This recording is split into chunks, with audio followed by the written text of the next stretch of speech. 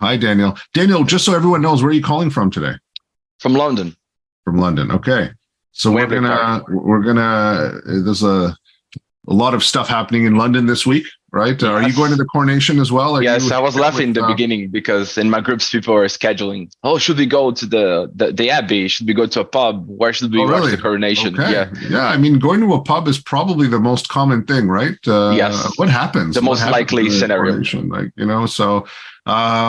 But we won't talk about British politics because that can go into a different direction. Tell us about your platform, sir. What we're going to do is I'm going to hand it over to Jeff. Jeff, over to you for your intro, and let's get him. Let's hear his pitch. Well, Daniel, long time no speak. Long time no see. We just had office hours literally an hour ago as a first intro. But Daniel, really, really good to meet you, sir. I'd be excited to hear about this concept of Galaxies. I'd love to know more about what this concept is. I think it has something to do with computer gaming. I don't know, but yeah, do me a favor. Give me a picture and get me excited. Hey, Jeff, it's really nice to meet you as well. Are you a gamer, sir?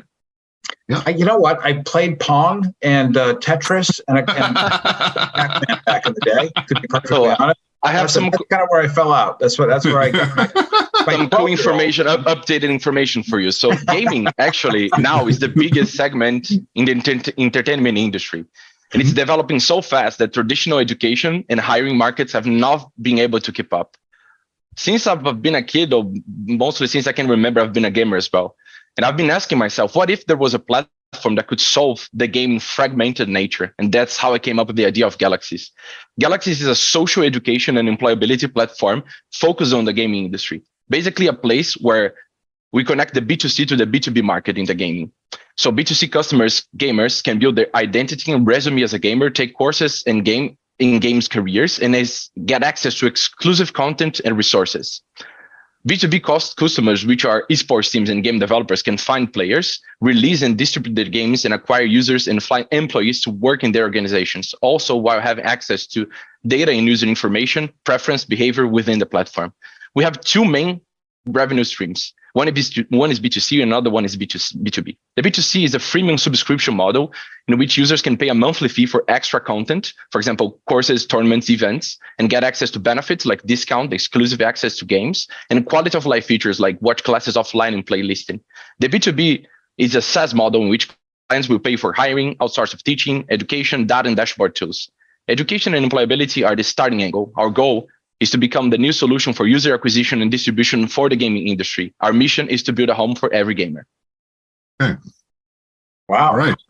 Okay, exciting. So my 12-year-old, as I was going to explain to you, actually lives behind a VR headset.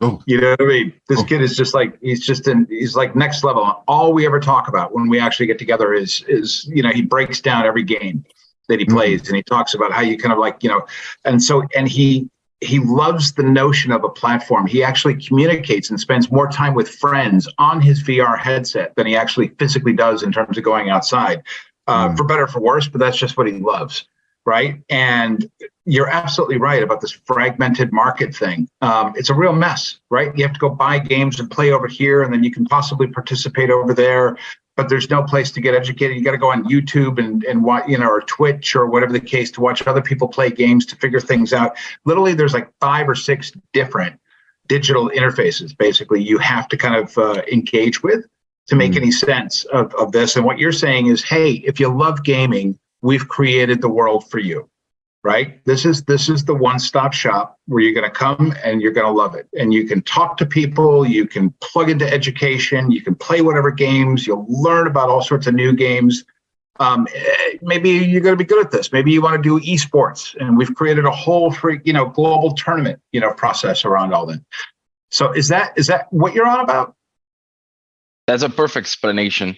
And just to complete your assessment as well, what I think is in the next phase of the internet or the metaverse, a lot of new gigs or careers are going to emerge that we have no idea. For example, 15 years ago, if someone told you it's going to be basically creating a business to manage Instagram account for companies, it would say this person is crazy. People post pictures of food in Instagram. What is this? And we think in the next 5 to 10 years, this is going to happen with the new digital age of the internet, in which customers want to be much more a protagonist than basically an observer. And basically, we think that gaming is the industry that's going to basically lead the next charge of the internet. So the next opportunities, the new business, the new careers. And what I found very cool about also what Roman was telling about, I think education has just changed so much. The concept of staying 4 years at some university doing tests and having to memorize stuff and put it on an hour test it's dying. And especially for Gen Z, other generations, they learn through small videos. Video contests. I want to, if I may, Jeff, Daniel, I want to come back to your pitch for a second. Yeah. Okay. Now, couple of things. And now this is an internal conversation. Okay. Number one is make sure that once you finish the Hyper Accelerator program, you have your pitch completely memorized, completely. So you can look at the camera, do you know what I mean? And, completely connect with the person that you're speaking to. When I was listening to this, Daniel, what I wanted to do was I was hoping to connect your platform with what exists today. Okay. Right. I wanted to also know a little bit more about why you should exist. Okay. And so allow me to just give you some sound bites that I might use if I was in your shoes, if I may. When I think about why you should exist, we recognize that you started off by saying it's the biggest industry. Okay. Right. The reality is most of us would know that already. Most of us, like Jeff and myself, and I know Jeff, you're a world champion at Pong. Okay. You're a world champion, but as a VC investor, he knows about other things. He knows these things. When you think about gaming, actually, the challenge in gaming is the cost of production now. Okay. This is a real problem, huge problem in the industry. Correct, Daniel, right? Like they're over budget. This is why the consolidation is happening. Why did Microsoft buy, why are they buying Activision? There's all this consolidation happening, and producing a game is very expensive. Why is it expensive? Because of the fact that finding people, finding the right skill set. And this is interesting because Roman could probably help your business too, right? Eventually, you could kind of see these connections happening. But more important for you, Daniel, when I think about what you're saying, it's about the fact that it's a multi-billion-dollar industry, but the industry is more often than not, gaming companies are running at a loss, right? We're not talking about the Call of Duty types, right? Or the Zelda game that's being released this week. We're not talking about that. We're talking about everyone else. And when you were talking, Daniel, the example that came to my mind, Jeff, was, when people are looking for programmers now, there's platforms out there where you can showcase your skills and level up your development skills, right? If you want to be a Python guy or a PHP, whatever you're developing. And that has really blossomed, Daniel, right? And I was thinking maybe you're doing the exact same thing that they're doing, right? Being able to educate, level up, as well as through the education layer, understanding their skill sets and their potential skill, and then being able to find employment for them in the gaming industry. That's how I saw it. Okay. And for me, and it's not what you said, it was just me wanting your success. Do you get what I'm saying? So I'm like, okay, if he's just doing exactly what successful education and employment platforms have done for the programming space, right? The development space, then it makes perfect sense. You need to exist, and you need to exist because 80% or 90% of games that are developed end up losing money, right? Daniel, you know the real numbers. I'm making those numbers up, but there's a number there. And so suddenly you become the pipeline, right? The HR pipeline, right? And eventually powered by Roman's company, right? But you become that engagement pipeline. And I see your platform as a place to level up, educate developers that want to be in the gaming space. You find employment for them, but you also allow them to ideate and come up with concepts and ideas for themselves, right? And you might actually become a quasi platform for, indie games itself eventually, because you're going to have the biggest audience of people, right? And that's to your point. I think just to complete, the pain is also around the cost of user acquisition and distribution for games has been skyrocketing. Absolutely. Yeah. So I'm using the whole gaming arc, right? Because you have gaming developers that are great with Unity and can design and can develop. Then you have the people that are the experts in marketing, right? Gaming marketing. And when you're advertising a game, it's very different than advertising other things. But Daniel, do you understand what I'm saying in terms of your platform, right? Where Yes. you're going? The fact that they have nothing to go to right now, right? And you're going to create that environment, and you are going to have the largest capacity of gaming development, marketing, and distribution capacity on the planet. That's what you do. And you're going to then be the pipeline to all the games, okay?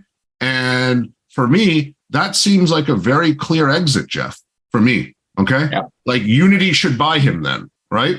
Daniel, you're probably familiar with Unity, right? One of our mentors was one of the early investors, right? Well, first Amazing. check Unity out of Singapore, iGlobe Partners. So, do you get what I'm saying, Daniel? Like, Yes. That's what I feel you're trying to do, and that needs to come out. Okay, you need to come out with that. Oh my God, why isn't somebody not doing this? It's definitely a huge pain, and this person needs to be the person to do it. And so, whilst you were pitching, I also wanted to know why you would be the best person on the planet to do it. And that didn't come out. I wanted to know, as I was convincing myself for your company, my mind then went in to say, why Daniel? Why Daniel's team? Why are they the people that are going to do this? Because somebody needs to do it. And I want to be convinced that it's you, Daniel, right? So why you? Let me ask you the question. Why you, Daniel? Why should you build this? Why are you the best person on the planet to build this? As I was mentioning, I think I've been into the gaming world since I can remember, as a fan, as a passionate user and enjoyer of the technology. But in the past years, I've had to come to see it more as an investor. And also, after coming to live in the UK and most of my family staying back, I started to see games as a way to connecting with people and just so much more potential that I saw. And basically, I've been working in financial markets, consulting business, product, and marketing for the last almost 15 years now. And I think not only me, but my team, we are all obsessed of solving this problem. And we're gonna see it get to the last mile. And we are both the team with the passion and the skills to do it. Yeah. And so, Jeff, my thought process as Daniel goes through the program, let's make sure that we surround that his answer with the right elements around best in class digital focused education, because he's got to be good at that, and the employability component, the HR component, Jeff, right? Those pieces need to really, I think, be rounded out when we think about the team modeling, which we're going to do, I think, in Sprint 6, Jeff, right? Yeah, no, indeed. Yeah. Jeff, I'm going to hand it back to you, right? Just to kind of, please. That's kind of where my mind was around this process. And but Jeff, I'll hand it back to you for your feedback. Cool. Thanks, Ash. Appreciate it. And if you heard Daniel, it's really interesting. This is why I love running stuff past Ash, because he tends to kind of go right to the bone in terms of the things he heard versus the things he did not hear. And then of the things he heard, he always has sort of a different take on how you might want to kind of arrange that. So as an example, it's really interesting. You and I have already spent a bunch of time together, as with Jessica as well. And you've kind of shared with me the depth and broadness of your vision, which actually goes beyond the two things you even, kind of talked about today, or the two things that at least Ash picked up on you're talking about, right? And you actually, kind of blew past potentially, some of the far more powerful, monetarily powerful components of your model, which is this notion of actually creating a global, kind of esports, tournament hierarchy, and everything else, and the sponsorship that can come with that, and the different games providers that will kick in for that, and the money people will pay to be part of that, not to mention the fans that will pay you money to watch that. I mean, you're talking, in the bazillions. Do you know what I mean? And it's dead easy to actually create those environments. It's not so easy, obviously, to kind of formulate and give people that sense of that great in 1 minute. Yeah, it's very we hard. can do it. We can do it. Daniel, we can do it. Trust me. Yep. Trust me, we can do it. Okay. I do trust you guys. I hope to learn it. It's very complicated. We're gonna get you. We're gonna get your team there. And Jeff, you raise a really good point. The esports angle. What's really interesting for me is, it's always good to kind of paint the story arc and make it relative to how the world has moved. I remember 10 years ago, there were people that were pitching me in Singapore to build esports in Asia. You know what I mean? Build esports in Asia. I mean, outside of some of the centers like Korea, for instance, and Japan, outside of that. And we were thinking about it. Now it was a dumb move. Do you know what I mean, Jeff? I mean, esports is everywhere, right? Everywhere. And so, Daniel, it's important to kind of understand how things flow and how the proliferation of esports and all the other components, and maybe even potentially bringing some of those parties on board as well. But it just makes sense now, right? The having an institute like this, a platform like this, makes a lot of sense. Jeff, are there any other feedback from his pitch? I know you guys have spoken as well, but is there anything else? No, we're gonna keep working on it, right? We've got sort of a regularly scheduled meeting every Friday at 1:00 my time, and we just go through and pick apart the bits, and then he gets better at it. Bless him, he just keeps throwing himself against the wall until he's good and bloodied and has learned a lot, which is great. So it's exactly the kind of mentality to have around this stuff. Now, we are, just so we can make this as interactive as possible, because, Jeff, we have a little bit more time, if I may. Yeah. Would it be okay, Jeff, with you, if we just open the floor to any questions to everyone else? Because I know we have a lot of different team members. This was, Roman and Daniel, thank you for just jumping in on the spot, right, and sharing. But are there any other questions or, again, between Jeff and myself, we've done this too many times now, Jeff, in terms of listening, giving feedback. Are there any questions from anyone here that, just, and this is a safe space, right? Some of you might not have a lot of experience with investor pitching or, but Pietro, what are your thoughts, sir? First of all, it's a pleasure. Thanks very much for having us. My pleasure. Yes, my pleasure. You came out with the whole team, so we're glad to be here. Thank you. A lot of learnings, definitely. But I do have one question for you, Professor. You mentioned that we should focus on the educational part. That's kind of like you are the person that understands really well the educational market. But let's pretend that we're going to speak with like a person that never understand nothing. Like he normally from another company, another market.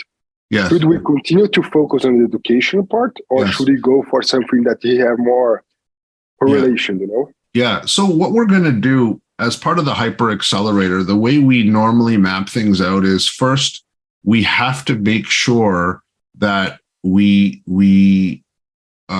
get your general pitch perfect, right? So Roman and Daniel, today, we gave you some general sound bites around what it's going, right?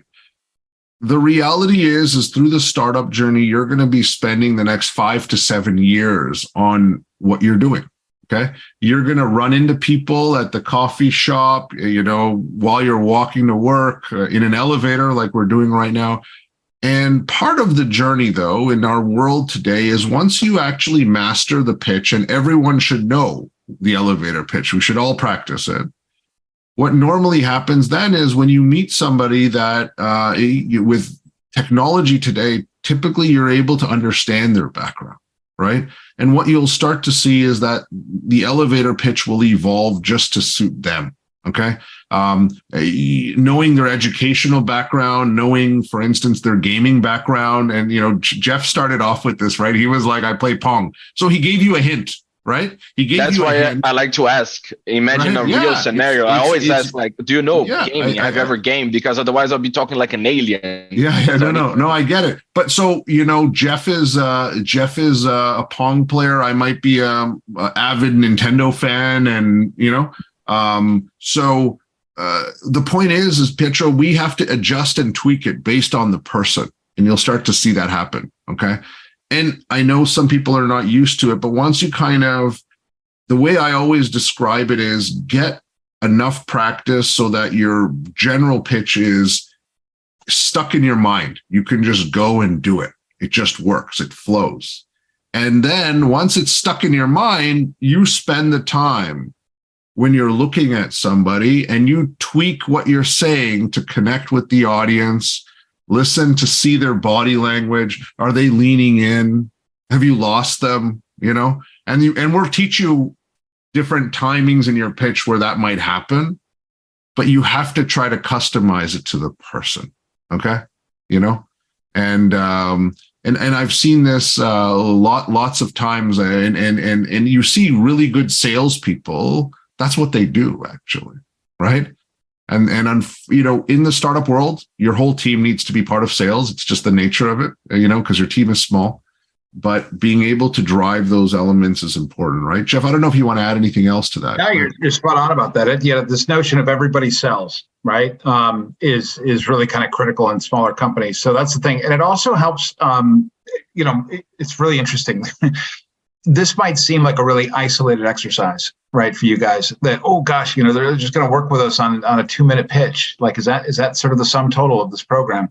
The funny part about it is, and it's really deceptive, the power of building a 2-minute pitch is really the power of you building your vision for the entirety of your company, all its products, all its people, its mission, its vision, everything, right? So that's really what it is. And until you nail that down, which we're going to work on in this program together, and you're going to feel much more comfortable about it, when you work that through, your pitch comes much more naturally because you're speaking from the heart, you're speaking from experience, and it becomes almost conversational, that you're not reading it off a script, right? You're telling people the coolest, most passionate thing about you through the lens of this company that you've built. And people will just trip over themselves to give you money. Do you know what I mean? Yeah. So that's basically how that. It's got to come as natural, right? And Daniel, that's why memorization and everything is important, because in 60 seconds, I agree. You have to be able to, when it's coming naturally from you, it just gives them the assurance that this guy might be the right person to do it, right? Outside of your background, outside of all the other components, right? And so that comes through. Are there any other questions? Any other questions? No problem. Any other questions? All right. Okay. Well, it was great to have everyone here. Anton, Roman, Jessica, Juliana, nice to meet you. Pietro and Daniel. I know Olga was here as well. Daria, Michael. I want to thank you guys on behalf of Jeff and the rest of the team. We're really looking forward to the May cohort. Okay. You guys are in great hands with Jeff. I will be Jeff's sidekick on our adventure together. Okay. Our goal is to create, and we're going to have a lot of fun together. We're going to be working our sprints. There's a lot of information that's going to be provided, but our focus is to make sure that your team levels up. So it's great that everyone is here. We have our life's work. We've spent the last 15, almost 17 years now doing what we do. And it's always our sincere hope that we can have these live sessions, because it's live, interactive, and we have an opportunity to level up your business and take you to that next phase, right? So with that, Jeff, I think we can conclude, and I'll leave you with last words, sir, last words of wisdom, and we'll conclude today's session. Yeah, this is the beginning of a super exciting journey. What I love is the fact that I was able to kind of be part of the sort of, I guess, like the kind of selling of the program, but more importantly, having you sell us about why it is you'd be good for this program. And I feel super excited about this May cohort. especially since it's so in alignment with all the things I love and I'm truly passionate about. So I can't wait to really dig in with you guys. And so thank you very much for everything you've done. And we'll see you again very soon. Take care, everyone. Have a wonderful Friday. God bless you all. Cheers. Bye-bye. Good weekend as well. Cheers. Thank you, sir. Thank you. Enjoy.